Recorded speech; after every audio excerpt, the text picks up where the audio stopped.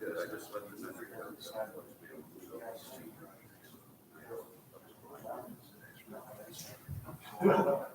No one was here, it was someone in meeting.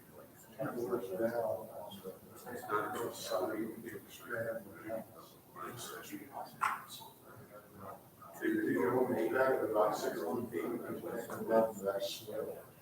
there's things. West is where just put in the front door. The building. Also, things aren't supposed to be down in there. No, it's open.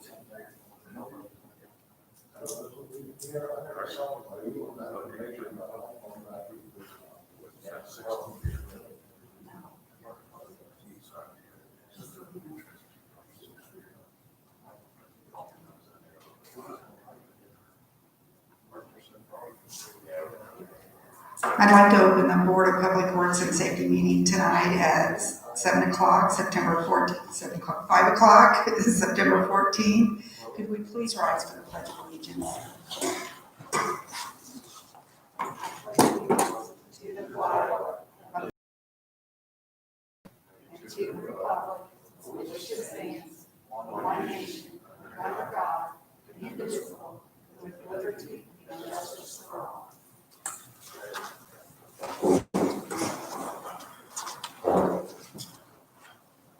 I'd like to welcome everyone this evening. Let's start out this evening with minutes from August 14th. It's a regular meeting of the Board of Works. That is a typo on just on the agenda. It's actually August 24th. That's okay. I move that we approve the minutes as presented. I'll second that.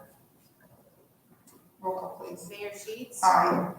Greg Miller. Aye. Megan Sheets. Aye. Motion passes. Now we're going to move on to the approval of claims.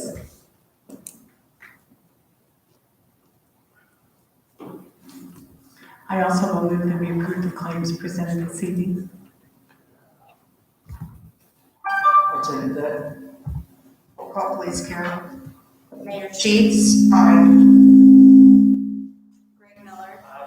Megan Sheets. Aye. Approval of claim passes. Is there any public comment? Do we have a paper out anywhere? There is a paper out of there. There's one on it. Okay.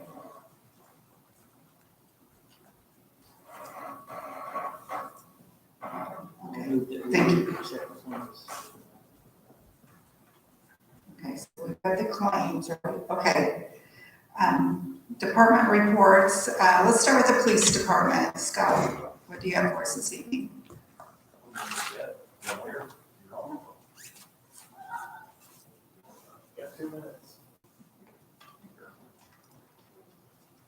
I have the employee contract for the crossing guards that I sent out last week, the copies. I don't know if do we need to, do I need to read off the names or anything like that, or I don't know.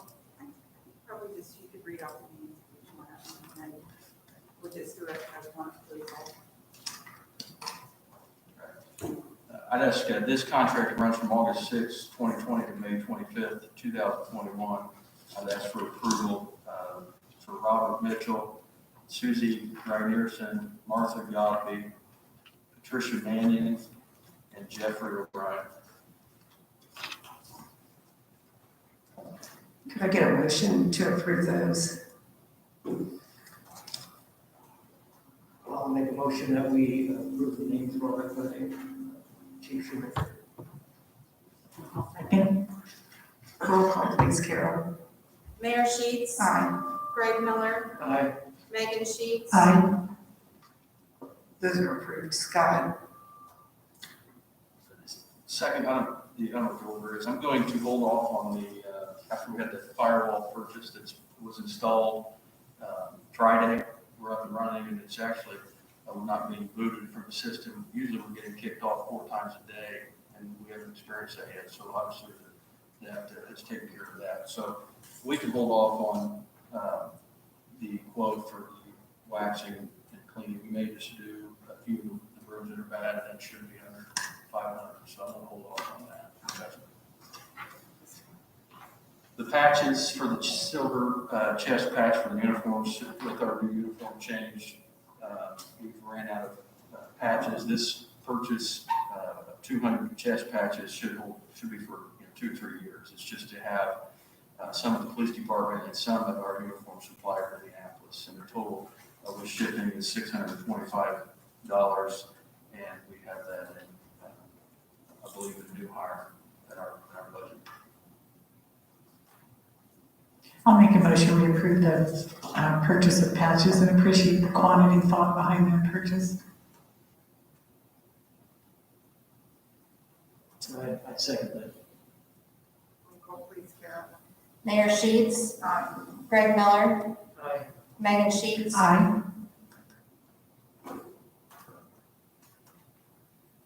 Do we need to ratify that firewall purchase, or do we need to do that? Yeah, I don't have the exact figure.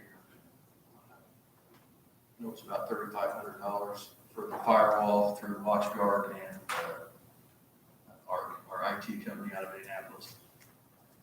It's just for 1 year. The firewall is good for till it's out, but we did a 1-year agreement in hopes of revisiting our IT situation this spring. So I'd ask, I did send that information out last week. I just asked that be ratified, the quote that I signed for 3,500. Roughly, it was somewhere around 35, 36. I don't have that. Need a motion. I have a question. Where does that put us, Scott, with the agreement that we had with the company before, with that contract? We'll have to, that contract is good until December 30th or 31st of 2021. And then this year agreement will be over in September of next year. So we'll have to, if the board, I would assume earlier in the year will come with some recommendations for an IT service that maybe we could work with that new one to have a contract from September to December for the firewall. I don't know. I think we need to evaluate that. Or I think it's possible for us to potentially do a 4-month extension to the contract. If somehow they were able to turn us back on as soon as I signed the quote, they had an agreement with themselves and the company to turn us back on with that firewall and service it for the time that it was until we turned it off until our new unit came. So I think that we should go negotiate an extension to that to get us to the end of the year.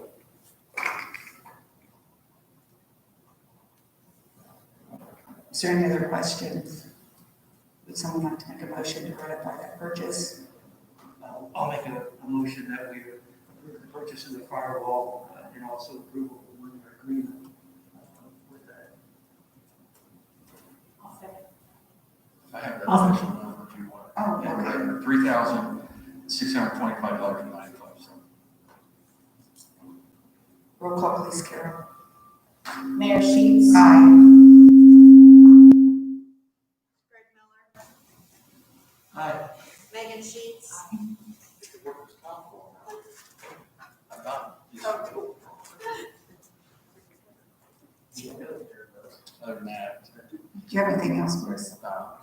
no, other than we have the, I don't know where we're at on the CARES Act, but I didn't make a purchase for it. I just purchased empty bottles, because we have sanitizer in large jugs, and so I'm condensing it to smaller bottles. We have that, and then we also need to purchase more of these cloth masks.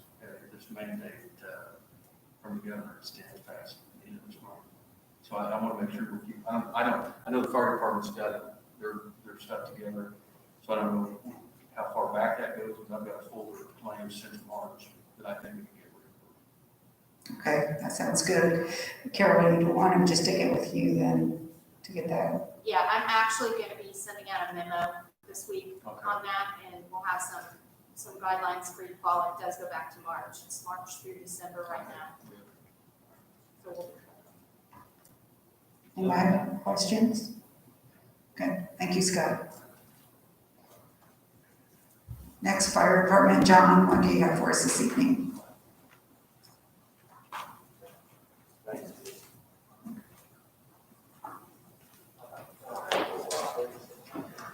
Good news is, I'm not gonna ask to spend any money. So, one thing I put on the agenda was, we have a house donated to us out on 3262 North, 13 East, Frankfurt, it's north in Union Township. They donated that to the fire department. It's actually a really good, sound structured home, to burn down, to do some training, live training in. You know, I guess one of the issues, one reason I want to bring it to the Board of Works is because, obviously that is 3 miles out of the city limits, out of Frankfurt.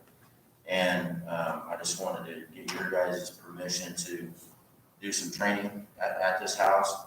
There is a list of the homeowners do have to, you know, they have to get a few things done before it can be burned. You know, we've done a few of these here in the past few years. We've actually burned, you know, in my career, we went out of town and burned, you know, barns down, things of that nature. But, and I just want you guys to know that we will make sure that, you know, the city's covered and kind of rotate guys in and out. But it gives us a chance to do some live burns with, you know, we got a lot of new guys that I think could benefit from this. Do you have any questions for John, or Les, what do you think? You think we're okay with that? I got to thinking, John, on these, do you require any type of title work to make sure there's no mortgage on there, or you just take the owner's word for it? You have a protocol on that? Yeah, I mean, yeah, we just normally take the owner's word for it. I guess we could check with that. All the paperwork and everything has to be sent down to IDEM to get it. You know, the owners have to fill out, you know, their paperwork. We fill out ours with the fire department. And IDEM actually comes down and inspects at home. Gives us When permission. were you planning to do this?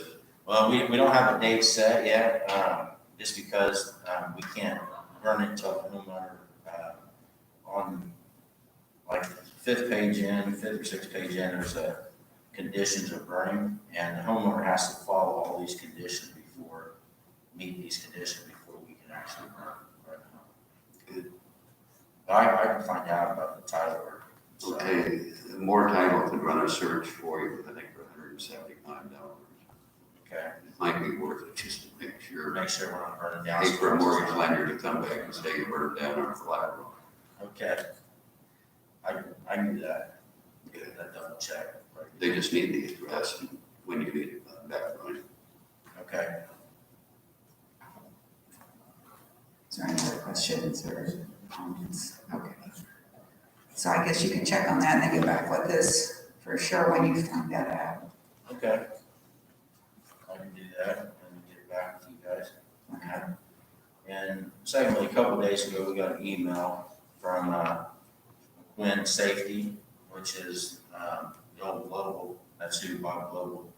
I gave you guys a copy of the email. Basically, it just gives an update of where the Sabre pumper is, and it gives you some pictures. It kind of gives you guys an idea. I know Greg's been through it before.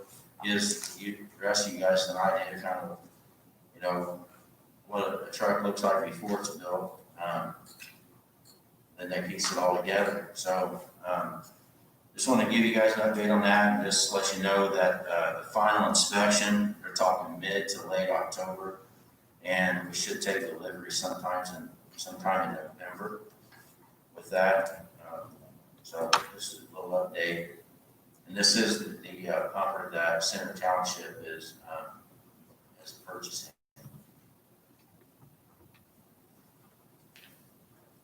Thank you, John, for that Okay, and for all the pictures. you guys have anything for me? What was this? Oh, that's what we talked about in the planning Okay, session. nothing we're gonna discuss then. Yeah, you have to bring it up. I just Okay. wanted to give you guys a copy of that. And Les has a copy of it. He does, okay. So, okay, Okay, all right. thank you, John. Thank you. Jason, Street Department.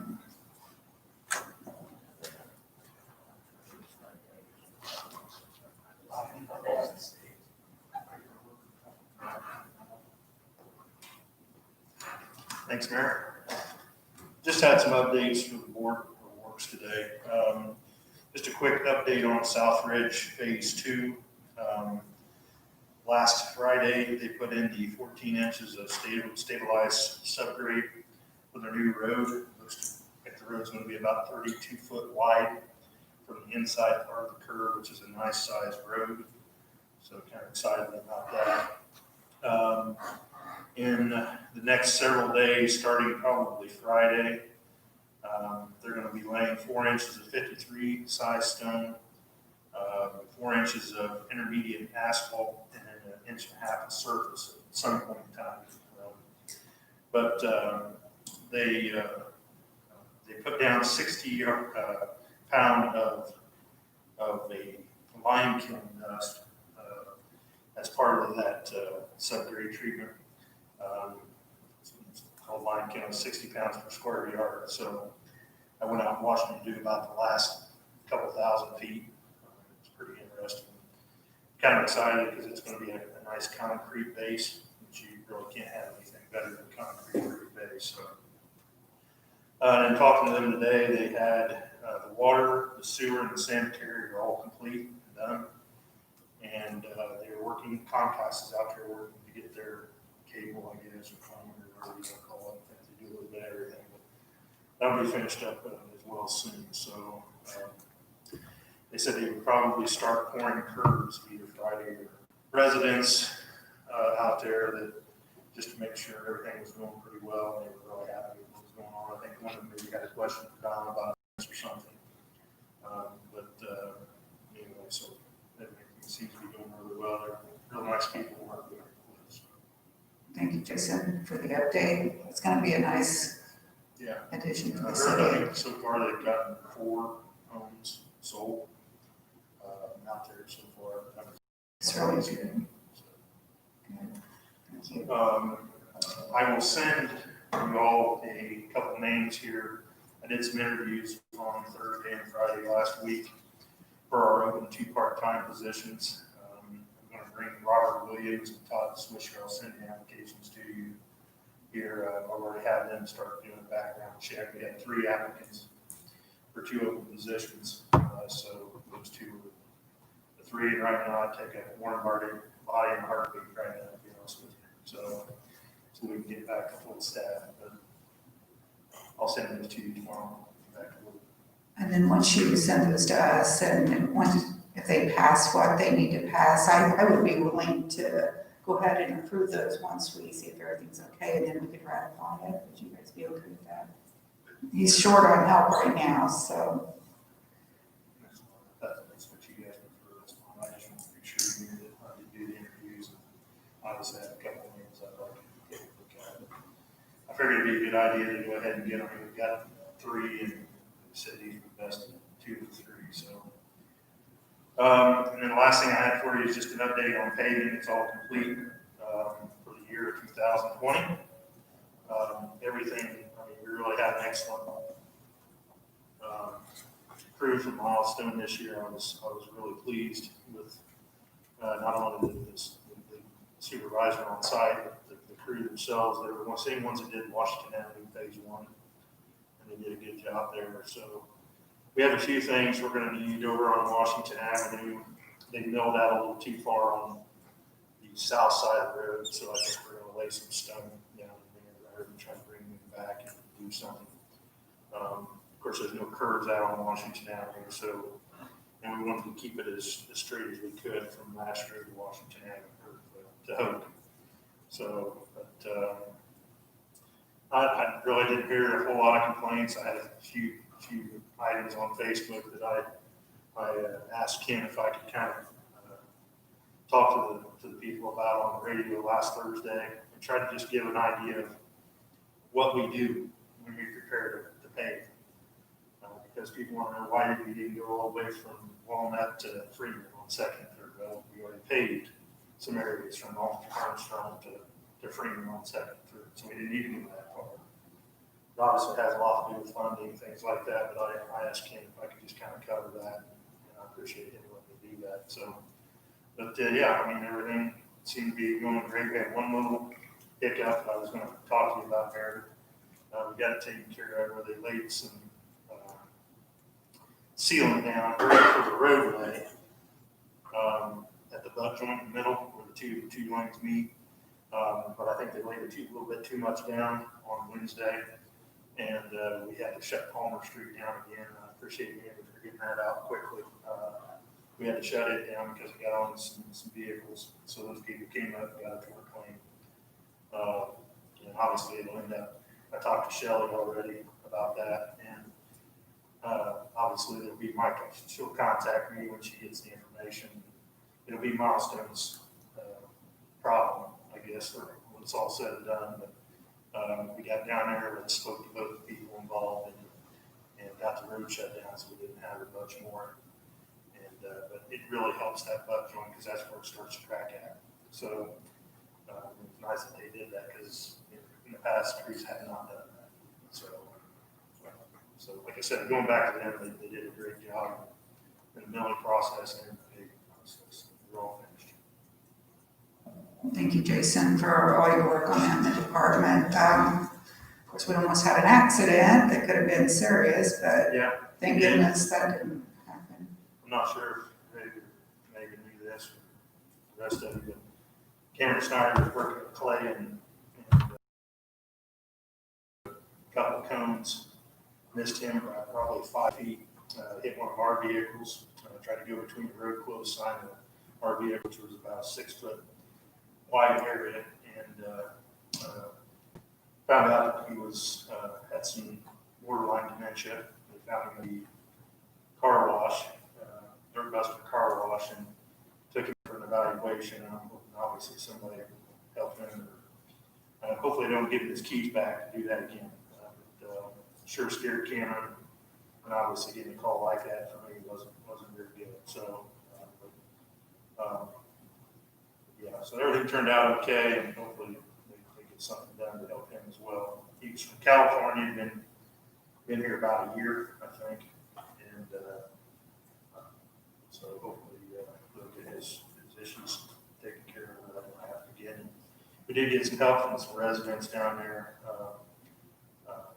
on Clay Street that had a camera, and was able to see that it was a light blue Volkswagen Bug. You can't really miss that, but we got to get camera off of that to help us out. We was able to locate the car about half an hour afterwards. So thanks to Scott.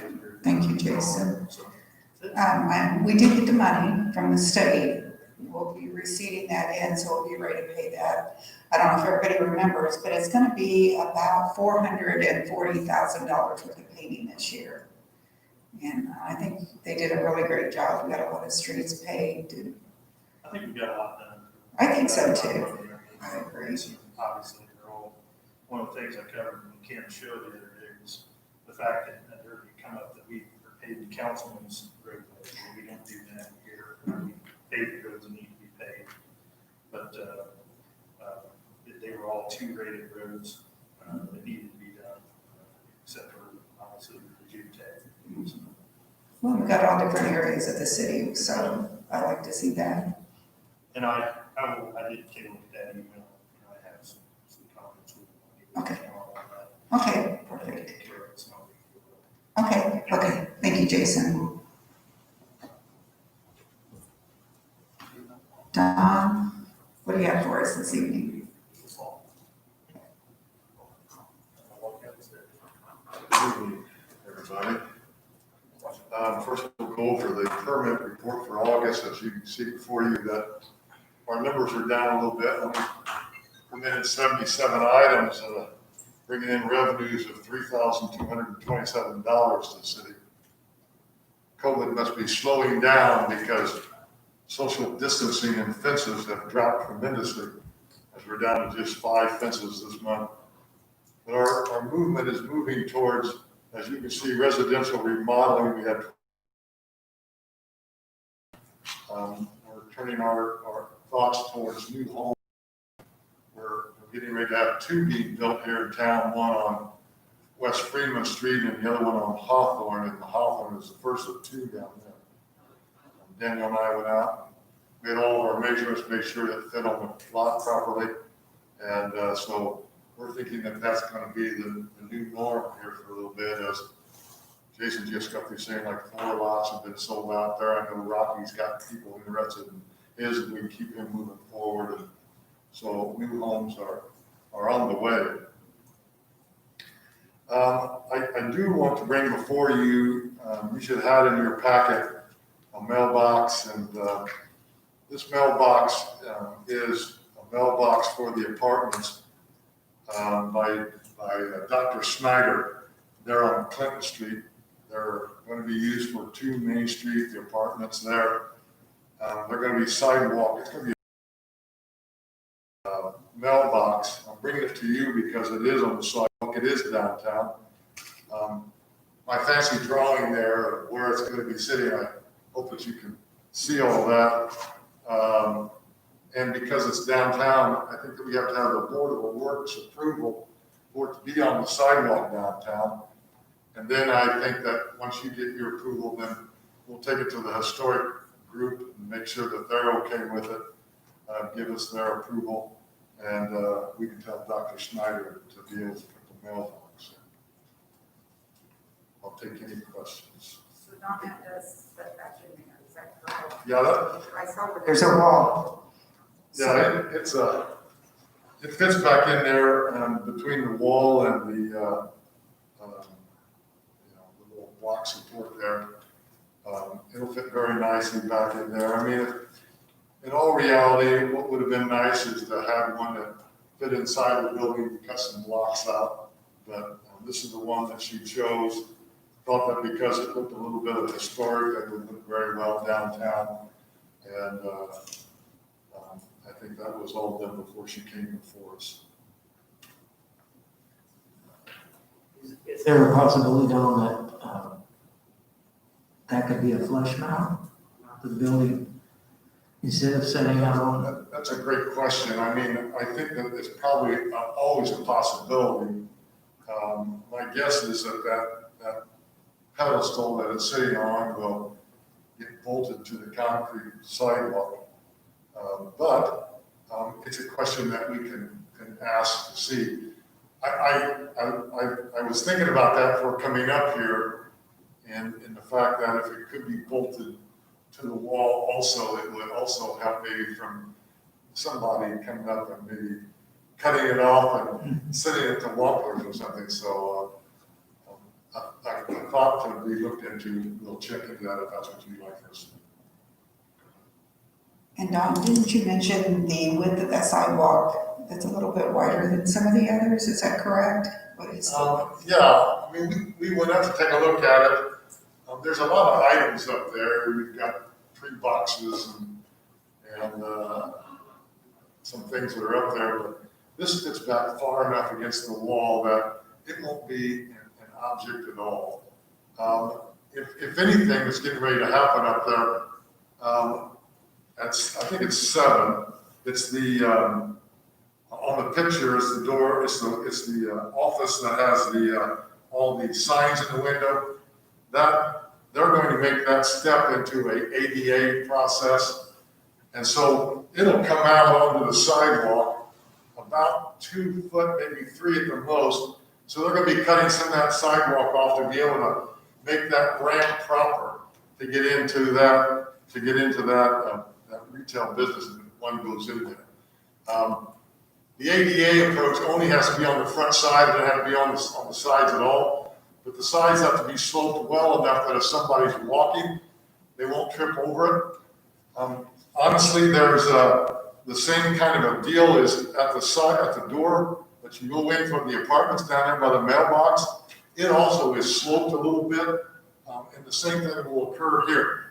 By the time the ADA sidewalk comes out of this opening, it'll only be about 2 foot further out to make the 3% slope, make it all work.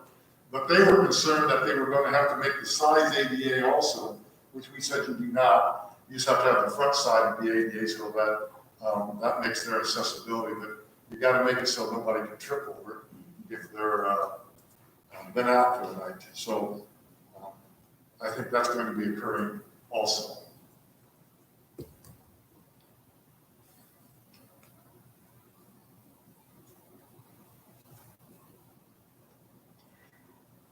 I appreciate the research that was done to have something aesthetically matching the historic piece of downtown. And I think once the ADA to the residential door is done, if there isn't an option to flush mount this, then at least where it would be bolted to the sidewalk would be kind of just like a little alcove that nobody would be walking across anyway. So I can see that it would be applicable, but I agree with Greg, could we just find if it could be flush mount? Is a quick question, yeah. Yep, I'll check with Doc with that and see what the answer is, and we'll get that back to you. Do you know when she was wanting to have that put in place? Do you I, have time or? she didn't give me a time frame for when she wanted that in there. I do not know if she has any of her apartments rented yet, but I would say that probably somewhere in the next 30 days, she probably want that in there. Do you want to wait one more meeting for me to find out if it can be wall mounted? Okay. Yeah. We'll do that. Everything else is just updates. We want to invite all of you to this Wednesday out at the airport for some training for the BZA City and Area Plan Commissions. Starting at 1 o'clock, going from about 1 to 3. Liz has, we've been made contact or talked a lot about this for quite a while. We'd like to try to do 2 of these a year, one in the spring, one in the fall. And because of the COVID issues and not being able to go anywhere for classes, Liz has come up with a great training program here for the first one. And basically, we're going to talk about a action that occurred up north in their city plan. Had to deal with the ability for people to make contact with boards about issues which you're not supposed to do until you get to the board meeting. So that's how we're going to deal with the first one. Liz has a great program put together, and so we want to make sure that all of you know about it. You're welcome to come out and watch the class, and we think it'll be the first of several, and a good education for, I know, all of our boards. I've already been asked by one board member, so is this a way to join the group together? And the answer to that is no, we're not joining anybody together. It's just a way for everybody to work their issues out on the same project in different boards. And so we think it's a great process. And like I said, we're going to try to do 2 of these a year, one in the spring, one in the fall. As you well may not know, I've made a meeting with Shannon Sheridan and C. David Little on the Roundhouse. We're working towards getting the old Indiana Brass property mowed. I talked to Shannon about that on Friday, and I think that we're going to be able to get that property mowed. They're also going to look back at talking to Ridenauer, who made an original bid to tear things down and clean things up at about $97,000, but being the fact that most of that has now been burnt down, they think maybe they can get a better deal, so they're going to check that out. They've been trying to get some of their costs put together so they can try to figure out where their funding is going to come from, because as we all know, they have very few dollars in their account. So we're working with them to come up with a strategy and a plan. And then it'll be our office's job to make sure that they stick to the plan. I also want to throw a little bit in on South Ridge that Jason had talked about. We were called today for a couple of things out there. One was street lights, and they had on their documents that the utilities take care of all the street lights. Well, the utilities take care of no street lights. They supply the wire to go from the electrical box or the service box to the street, but it'll be up to Steve and the boys to get everything else put in place and purchased. We're doing uniformity because that's how it should be. We've taken pictures of lights that are already out in the old subdivision. We're getting prices on that tomorrow, and we'll get that to Steve so that they can start getting themselves ready for their street lights on there also. Earlier in the year, we had a little challenge with some MS4 issues, some water getting out and taking dirt with it into Man's Ditch and down Prairie Creek. Once again, they're just a great group of individuals to work with. We've got that all taken care of and a strategy put in place and it's worked out pretty well. The last rain we had was a little over 2 inches, I think, and it had no leakage into the ditches. So we're very pleased with that. We're getting ready to get a letter out to the landlords. It's going to go out to all the landlords, whether they have apartments of 4 or more or not, just to cover ourselves on everybody. So if you should get a call, the letter will be addressed to the landlords who have 4 apartments or more, to making sure that they have their own dumpster and that it is fenced in and enclosed. So we're going to try to get those letters put together this week and sent out. Other than that, that's all that I have. Taking any questions if you have any. Yeah, Don, Yes, has there been any progress on getting the railroad property secured, like a fence or something to keep access out of that? I got to tell you that, I mean, they have $287 in their checking account. And they're going to talk to different organizations to see if funding is available for them to do that. That has been discussed. I think they're going to try to get Ryan to come back in. They've asked me to be out there when he does come in, and we'll see where all that goes. But what I basically talked to him about was coming up with a plan. You got to have a plan to get it. In all reality, we're hooked, and we're hooked because of the inability to go in and say, well, if you don't do it, we will. We don't have that ability to do that. So I think that the best thing to do is to try to work out a strategy and then make them stick to that strategy the best that we can. If we had better financing and better opportunities, then we would be talking in a whole different language here. The fact that we've been going on, I know more than 12 years, it was going on when I was the mayor, and we would be a little more aggressive. But when you can't be, I think you've got to try to work side by side the best you can and try to make things happen. I mean, to be honest with you, both you and I both know that when our days come and go off of this group, that probably out there will still be looking the same. If we can get the yards mowed and some stuff picked up and do the best we can there, I think that would be a great start. And then if they can find money to take care of their fencing,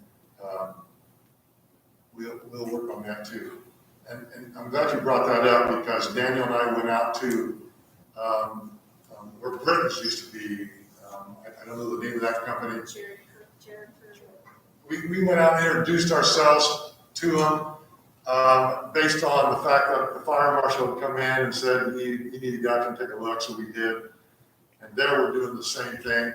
In October, Kevin and Daniel will go out, make a visit to them again. They know we're coming. We're going to make a list of all the things that are challenged out there and go from the most important thing to the least important thing. Work out a plan and a strategy and make them stick to it. And if they don't, there we have a dog. We can make things happen out there. So that's the plan that we're going to put in effect out there. And we'll start that in October. All right. Have a good evening. Thank you. Thank you, Don.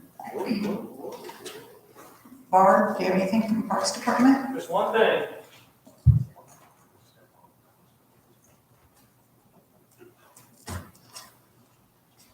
Good evening.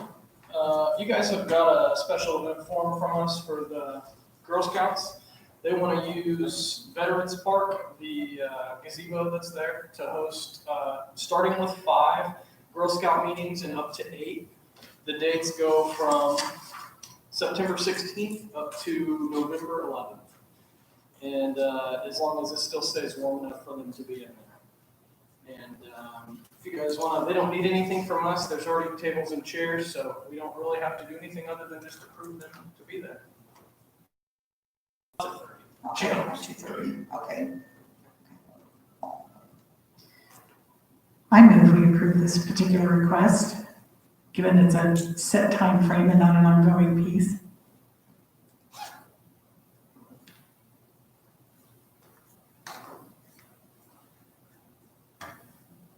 Yeah, I'll go along with Megan on that. I'm glad you brought up the dates for that to see how long that's going to go. It doesn't fall into November, December area for that, so. Yeah, I agree. Roll call, please, Carol. Mayor Sheets, Aye. Greg Miller, Aye. Megan Sheets. Aye.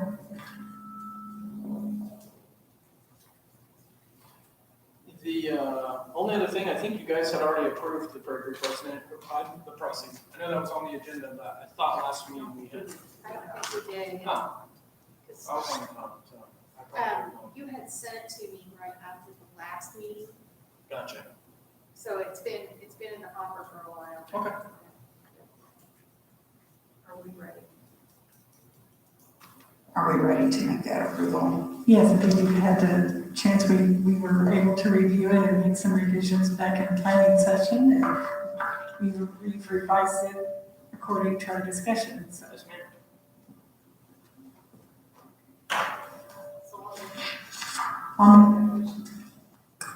I'll make that motion as well, Bart, that we approve the pricing structures presented to us this evening.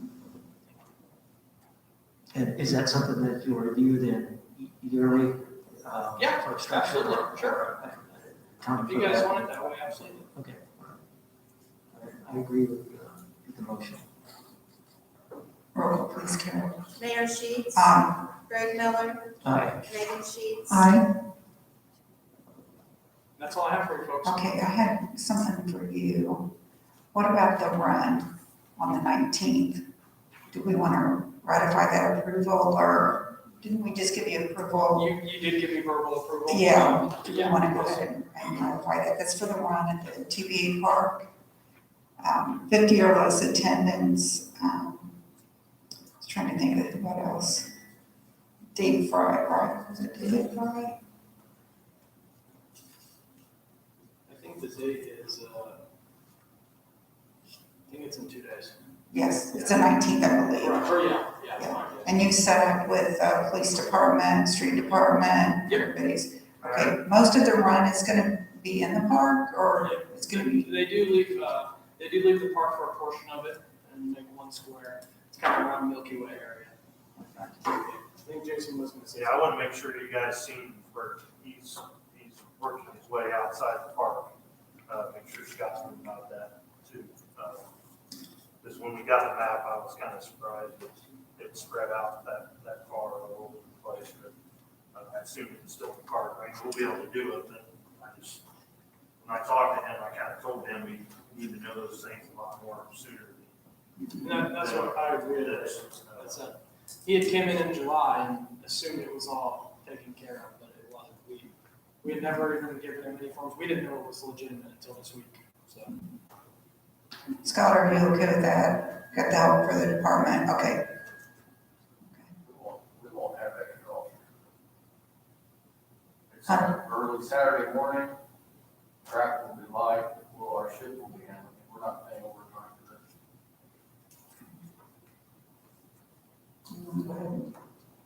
Do get the approval for that on Saturday. For on the record, I know we had a chance to review it and give it approval, so for purposes of record, I'm moving to approve the 5K run on September 19th. I'll second that. Roll call, please, Carol. Mayor Sheets. Aye. Greg Miller, Aye. Megan Sheets. Aye. That's all I have. Okay, one other question. Where are we on the Halloween event at the TBA Park? When you and I spoke last time, it's essentially the same. They've had a meeting, and I believe they're having another meeting tomorrow. Okay, About it, but I don't have any new information as of yet. and I don't know if anybody's contacted the fire department, the police department, I believe they have. but they've asked if they would be interested in coming out and participating in that. Is that something you would like to do, or? Yeah. Okay, I think it would be really nice, because then we wouldn't have people, like, we can't have them in the stations anyway with the COVID going on.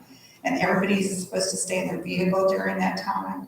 And I think they have a flow of traffic that they're gonna use, so. Yeah, we basically will block off most of the roads at TPA. They'll be able to come in one way and exit one way. And like they've got a car set up, kind of like a trunk or treat. We've also contacted the health department as well. Okay, good, thank you. Thank you. And then once they get that all filled out, you might wanna bring it to us for an approval, so, okay, thank you, Barb.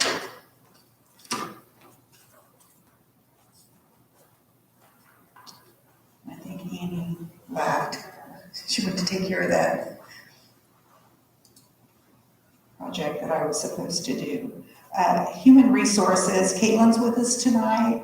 A couple of things that we need to talk about. We need the approval of the COVID-19 protocol, and then also there's a resolution that we need to discuss. So I believe the protocol is already in your packets. I just want you guys to be aware that this is directly from Dana at the health department, and it follows CDC guidelines, and she also mentioned that this is what the community schools of Frankfurt are using as their guidelines as well. So I just wanted to make sure that you guys were okay with us following this, and we'll get it sent out. Yes, Caitlin, thank you for presenting this, and if it needs to be in the form of a motion, I move that we adopt this particular COVID protocol. Just had one question on, I know it will come up, it's, if we have a known COVID-19 contact, what's the Board of Health consider a contact?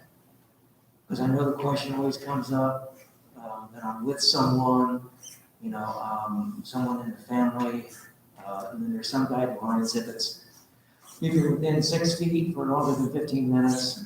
So I think that question will probably come up with department heads. As for when someone comes in to call in for quarantine, what would actually be considered a contact? The standard, like you said, is the 6 feet for more than 15 minutes, especially with not wearing a mask.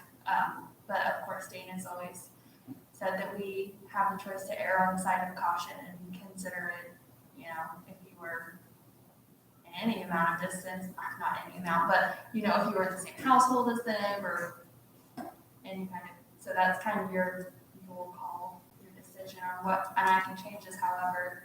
No, I just know for a department head, it's gonna be a question when someone calls in, and it's gonna be, if I did have a contact or not. So I guess just to clarify what we use for that and look at that, so. I can add that, I have a bunch of asterisks at the bottom, so we can add that one in as well.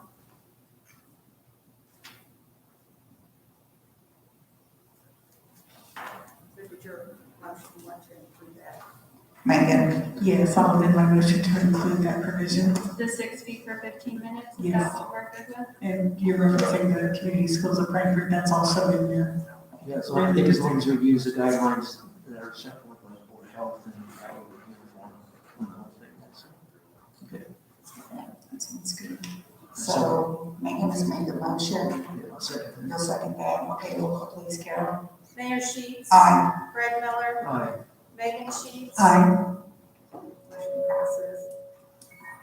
So you'll make sure that all the Department heads get a copy of this protocol. If you have any questions, don't hesitate to get a hold of Caitlin or Cheryl. They should be able to clarify that for you. Okay. And then did you want to talk? What's the resolution? Les has the resolution, and then we'll talk about that as well. So we did put together the resolution again for the temporary work rules. So if anybody's off COVID related, did Les prepare this, or did we just change the dates on it? We just changed it, it actually is activated by the meeting date. Okay, So it's a 30-day extension from whatever meeting it's approved at. so it'll be another 30 days. We've kind of come into some questions on another way of doing this if we do not have this in place. So I asked Caitlin to talk to us about that tonight. Yeah, so if you choose not to extend what we have so far, we would fall back on the IRS, the FMLA time that people can have off, which is 10 fully paid days if you have to, emergency paid leave. And then obviously the extension, I think that applies to parents who have to take care of their children. And I thought our office is fine with handling that, with doing that if that's what you choose to do. However, I just want to make you fully aware that the reimbursement is not an actual reimbursement. It's tax credits on our 941s, which can cause issues, and especially we're not really sure if our payroll system is capable of figuring that kind of stuff out. So just so that you guys know when you are making the decision that it's not an actual tangible reimbursement, it's just tax credits. Also, I think right now we have 1 or 2 employees, is that correct? Off at this 2 time. employees right now, they're kind of in the limbo. Yeah, so we have not really done anything on them at this point until the decision's made. A couple of things that we would have to think about is if somebody's out of their personal time, their sick time, vacation time, how's that all gonna be handled? You know, they're not, right now, we're currently the way we have it, they get paid through that time. But there's gonna be people towards the end of the year that are not gonna have 14 days worth of vacation time or. Well, not only that, we've already seen a few different employees who, no fault of their own, have been put on quarantine multiple times. So it wouldn't necessarily be fair to them. They haven't even experienced COVID symptoms, but they were exposed to someone else. So that's another issue that comes up with. This just is a one-time 10-day ordeal with FMLA, so. So I didn't know if you wanted to go ahead and consider this for 30 more days, and that would give us 30 days to look at other options, or how we should handle it from going forward. I thought that there was a stipulation on a timeline for, that it was limited to the 10 days. And I know what you're saying, Caitlin, is to no fault of their own, but if they have suspected contact that requires that they have the quarantine, but at the same time, that can't be open-ended, I don't believe, to be multiple times, so. No, that's what I am saying is, if we do fall back on what the FMLA requires of us, it's a one-time 10 days, you have to take the full 10 days, you can't break it up if you only have to quarantine for 3 or 5 days. And so that's what I'm saying, is if we do fall back on this, it's going to penalize some of our employees who, it's not their fault, but they are being put on quarantine multiple times. So I'm just saying that's a obstacle that comes up if we go with the FMLA option.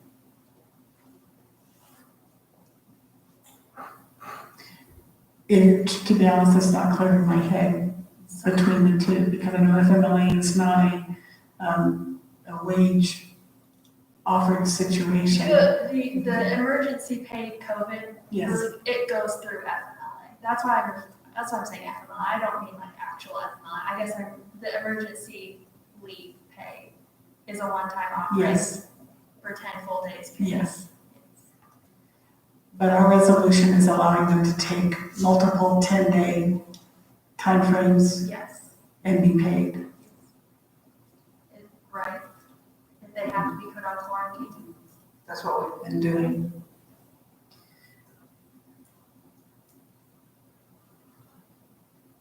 So I guess if somebody would be on quarantine, they didn't have the days to cover it, they would have to be off without pay, would be their option.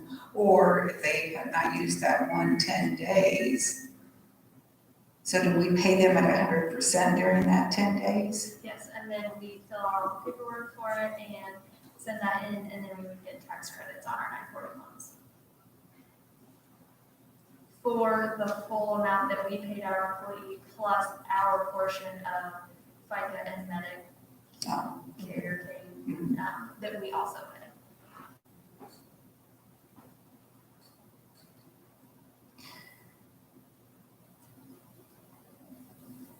So are those, the amounts that we're talking about then, are we not covered by the CARES Act for reimbursement for either overtime hours? That those wages should be able to be turned in, I would think. you know, if we would approve this, then every time that they're off on this read, those wages, I would think, Carol, do you know for sure? I'm not sure about the straight wages, I know we have to pay overtime to cover those wages are covered. But I will definitely check on that. Yeah, but I thought the understanding that, at least the way I read it was that if we place someone on quarantine due, I mean, if they met the criteria for what we set up, is that that would be also able to put in for reimbursement at street time as opposed to just the overtime. It might be something to look at, because that would be a little difference here on how we set that up as to whether it comes through here or goes through care. And plus, we only have, what, a limited time for the CARES. They just extended that, I believe, didn't they? Do you know if they did? Until, I think that was Chief Shoemaker, the CARES Act. Was that just now prolonged? Did they lengthen the time that you could turn in reimbursement for? I don't know about, I know that other municipalities in this county have Yeah. received the notice they haven't been awarded that. I don't know why when our deadline is 10 months. You can turn in a month at a time. Yeah, I was thinking they extended the total amount of that. It was supposed to be over, I thought, in September, and I thought they lengthened that until October. I wasn't sure though if that was It's through December through December. 31st. That's what you did. Yeah, I don't think it was extended though, I think that was how it was set up originally. So if we could get that reimbursed through the CARES Act, we're not really out anything, because that money would just come back in to reimburse the budget. The one thing we would have to do though is now we'd have to go back to those departments and have them figure out which of their employees have been off and which have been paid. Which our office has been keeping track of any cases as well. So we aren't really out anything that's reimbursable, so. Well, I think it's important the decision be made this evening. I'm not willing to extend it more than the 30 days at this time. And because we still don't have clarification yet if it's overtime or straight time too, that's another factor. But yet I don't want to flip a switch right away, leaving somebody in a bad situation income-wise. So I would agree to extend this for the 30 days in this document. And then let's really take that time, the next 30 days, to research what it would look like moving forward. And then Caitlin, if you hear anything different or through your research, could you come back and report that to us either at the next meeting or the next one? Yeah, That I'll would work be, with Carol to figure out, What because would she's been working on more of the financial of the CARES Okay. Act. So I'll sit down with her and go through and we'll get that part figured out. okay. Was that a motion? Yes, that's in the form of a motion. Okay. I agree to that. Roll call, please, Carol. Mayor Sheets. Aye. Greg Miller. Aye. Megan Sheets. Aye. Okay, so that resolution passes. I think we probably need to sign off on that, don't we, Carol? Yes. Also tonight, did we have resolution 20-09, or was that? That was just the resolution describing the sale of the real estate, the bids. So it's, I was just referencing that. Okay. So Les, you have the bids for us tonight for that real estate? Okay, 1, 2.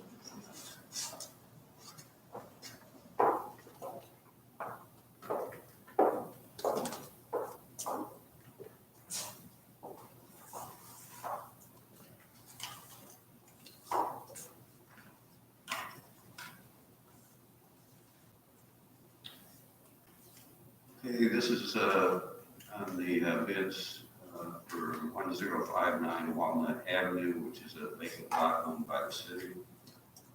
And we had requested offers from the budding landowners first. And so we have 2 that came in.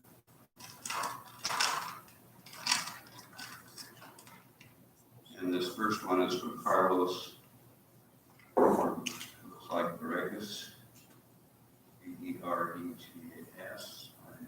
Carlos Reyes, in the property on 1055 West Walnut Street.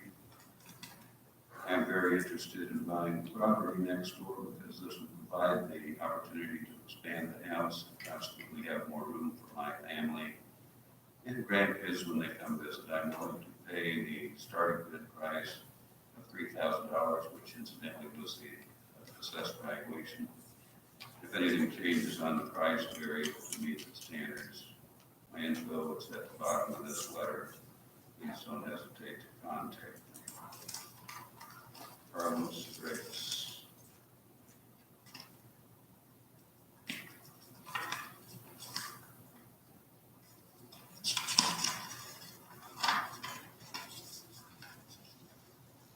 Okay, then we have a bid from James Douglas Pope.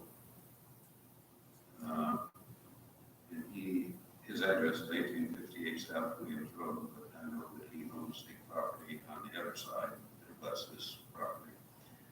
And this undersigned, the undersigned hereby submits a bid in the sum of $4,020.53 as a purchase price for the real estate currently owned by the city of Franklin and located at 1057 Walnut Avenue.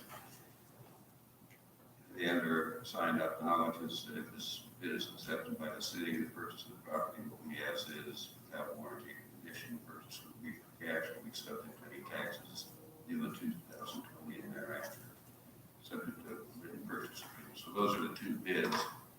And I didn't bring the copy of the statute with me, but my recollection is even though we first offered to the abutting landowners, we still have to publish a notice to bidders in the paper.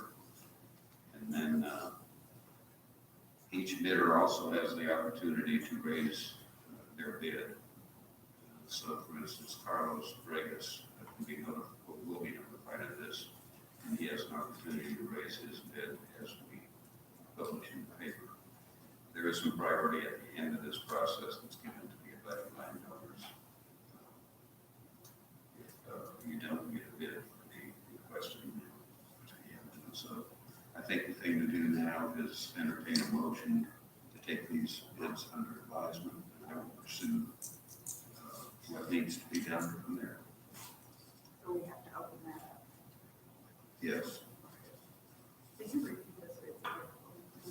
The Vargas bid was $3,000. And the Hope bid was $4,020.53.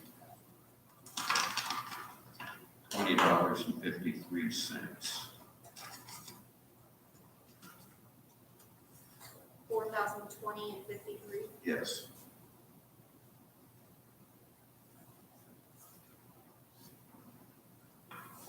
Okay, while I'm up here, we took care of the resolution 20-11, I think, the extension of temporary work rules.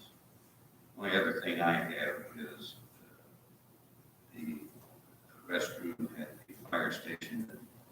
I think John Kirby had given the board the letter from the building inspector as to what needs to be done. And then I need board approval to send a letter to the contractor for that work, giving him notice that he has 10 days to correct all this, or his contract's going to be terminated, and we will have another contractor complete the work. Les, I offer the motion to proceed with that strategy. Roll call, please, Carol. Mayor Sheets. Aye. Greg Miller. Megan Sheets. Aye.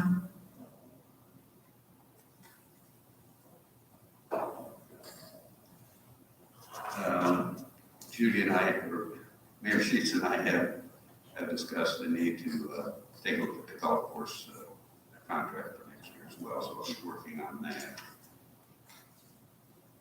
And I believe that's all I have. That, and then we also, the fuel bids, those are two things. Yeah, a few bids, last year, those went out, I think, in early November, which actually was a little later than usual.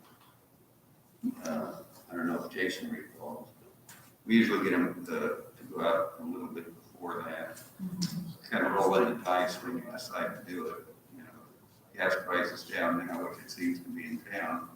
By the time you get the notice to bidders published, it's usually shot up, so you never know. You just don't know. And then you have the opportunity to also, when the bids are submitted, to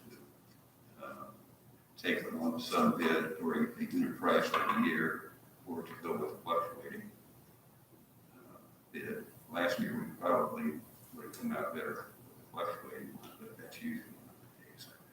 Plus, I don't know how you budget for that. So. But we will have that Okay. ready to go out whenever the board feels comfortable with it. When would you like to, sooner than later? How long do we have to advertise that? What is it? Is it 10? We have bids, we have to advertise it twice, 7 days apart, and it has to be at least 10 days from the date of the second publication. So that's going to get us probably into October sometime. Do we want to go ahead and have him work on that? Yes, I think so. Okay, All right, I'll have that ready for approval next at week. the next meeting. Okay. Thank you. And then also I think we need to, what was it you asked? Oh, take under advisement. We should do that by motion. Those I bids, thought that's what Megan did. the, Oh, on the bids for the house? yeah, on the Or for lot. the property? Yes. I couldn't hear, I guess. My motion was for the western. Oh, To move forward on the, for whatever you need to do. on the rest. you need the motion to take the bids under advisement for Yeah. the sale of the property at 1057 West Long. Okay. I'll make a motion that we take the bids under advisement for the purchase of property at 1057. Second? Roll call, please, Carol. Mayor Sheets. Aye. Greg Miller. Aye. Megan Sheets. Aye. Motion passes. And then Les, you'll work on getting what we need to do from here on that. Okay, thank you. A couple other things that I had under unfinished business.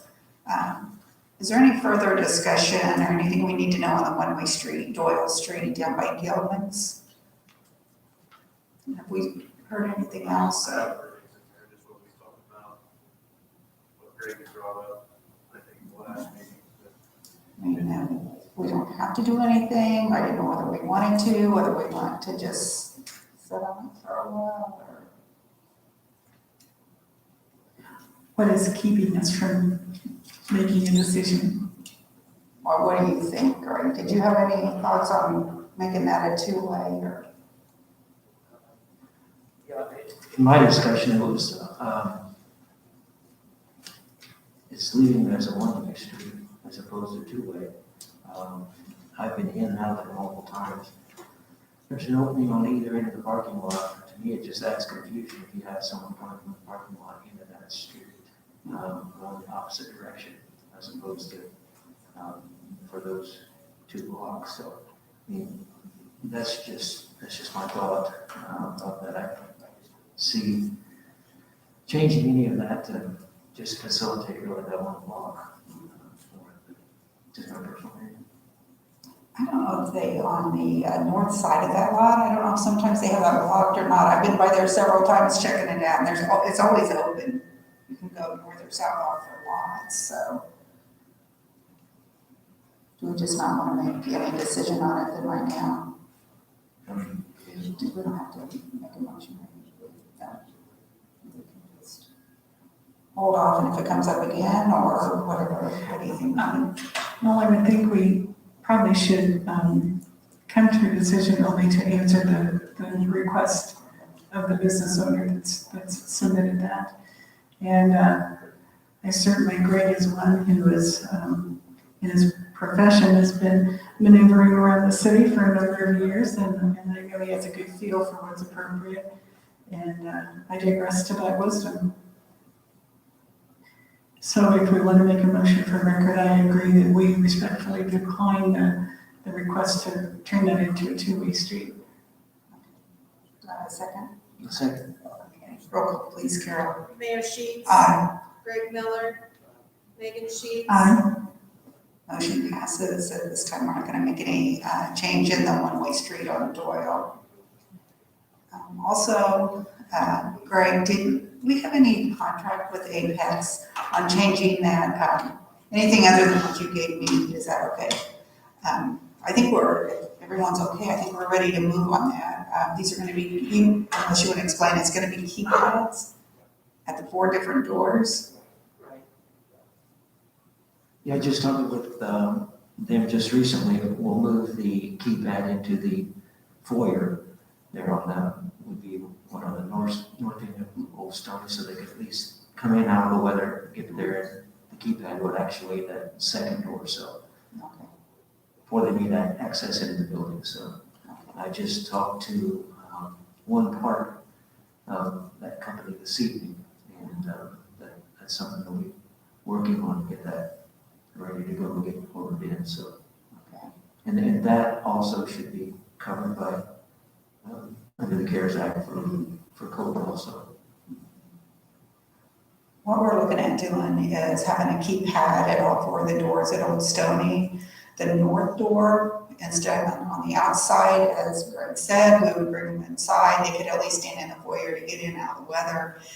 At that point, there is going to be a camera, and that would go into like building services, the mayor's office, clerk treasurer's office, and probably, I was thinking area 4, that people could come up there.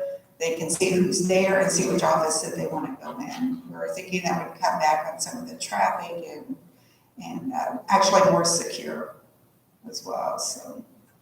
And each employee would have their own code. So did anyone want to make a motion to approve that? I'll make a motion that we approve the Apex bid for the door actuators for Old Stony. I'll second. Roll call please, Carol. Mayor Sheets. Aye. Greg Miller. Aye. Megan Sheets. Aye. Greg, can you get with Apex then and work out a time and how we need to move forward? Okay, thank you, Greg. Also, I have down trick or treat hours. It's October 31st, that's on a Saturday, and as Bart told us, there's gonna be an event at the park, everybody's gonna be in their cars, it's not gonna be anybody walking. It's gonna be a trunk or treat type thing. I believe Main Street has canceled their event downtown. What I'm wondering about is the hours that we allow kids to be out on the street. I had a suggestion of maybe 2 or 3 hours on the 31st. If a homeowner wants to be part of that, they could turn their porch light on, kind of leave it to the discretion of the parents on whether or not they want their kids to go out and trick or treat. But I'm up for suggestions on that as well, so. I think that's appropriate, it leaves the responsibility with the parents, but also the participant and the resident, if they're okay with it, their porch lights on.